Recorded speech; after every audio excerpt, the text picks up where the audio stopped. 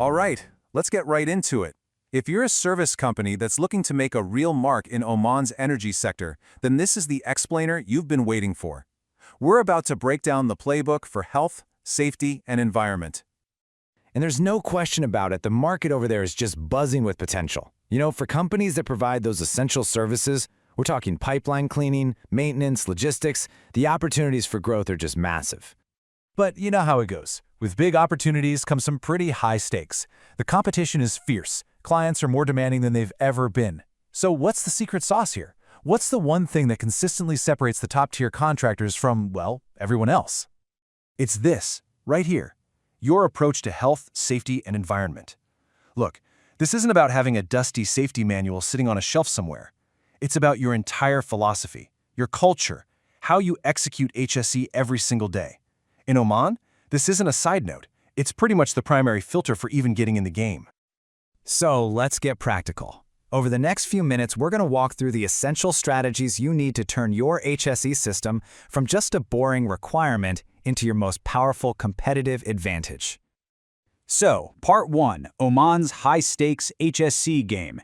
First things first, you have got to understand the regulatory landscape you're playing on. And believe me, in Oman, it is unique and it is multi-layered.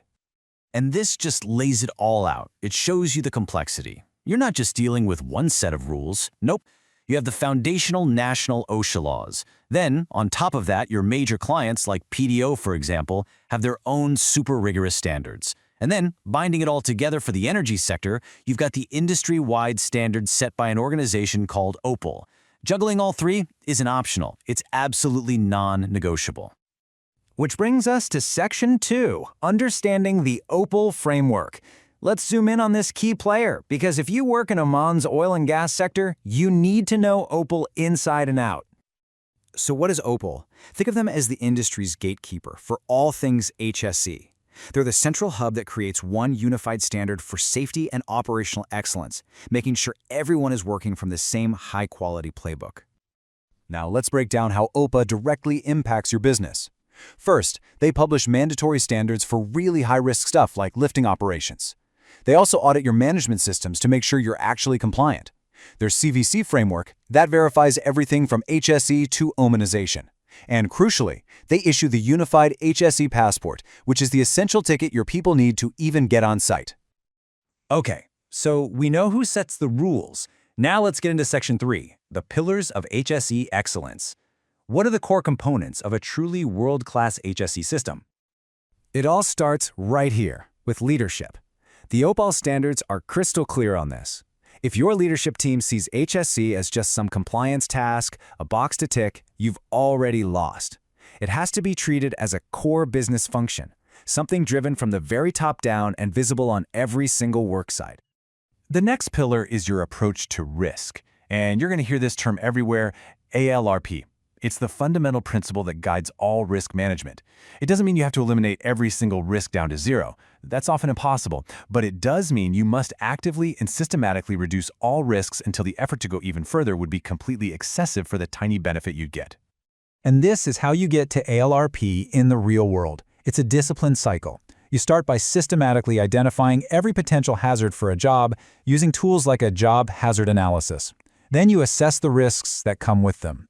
After that, you implement concrete controls, like a really solid permit-to-work system for those high-risk tasks.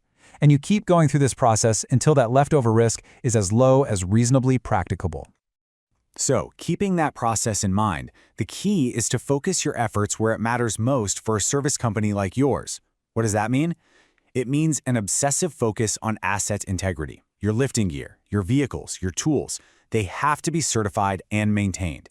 It means rigorously managing your own subcontractors, and it means having a powerful system for actually learning from incidents, not just recording them. All right, that's enough theory. Let's move on to Section 4, your 4-step action plan. Let's turn all this talk into a clear plan you can literally start on tomorrow.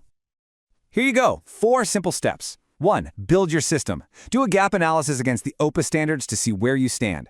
2. Build competency. Make sure every single person has their OPAL passport and the right training for their specific role. 3. Master job planning. That means detailed JHAs and method statements for every single task. And 4, monitor everything. Use clear KPIs and do regular site audits to make sure the system is actually working. Now, if you follow that plan, you'll be compliant. But here's the final, and I think most important part in Section 5. Turning compliance into an advantage. How do we use all that hard work to actually win more business? I mean, just look at the difference here. It's night and day, right? The company on the left is making this passive, minimum effort statement. Yeah, we'll follow your rules. The company on the right, though, that's a proactive, powerful claim. They don't just promise to follow rules, they demonstrate that their entire system is built on the industry's gold standard and that their culture is forward-thinking. Which company would you hire? It's a no-brainer. And to really stay ahead of the curve, you've got to be looking toward the future. This means embracing digitization for things like inspections and reporting, maybe even using platforms like OPAL's own Hamaya system. It means linking your HSE competency programs directly to Omanization goals. And most of all, it means moving beyond simple compliance to build a true behavioral-based safety culture. So, I'll leave you with this question. After everything we've just talked about, take a really hard look at your own operations. Is your approach to health, safety, and environment something you just do to get by, or are you actively shaping it into the single most valuable asset you have for winning business in Oman? The choice really is yours.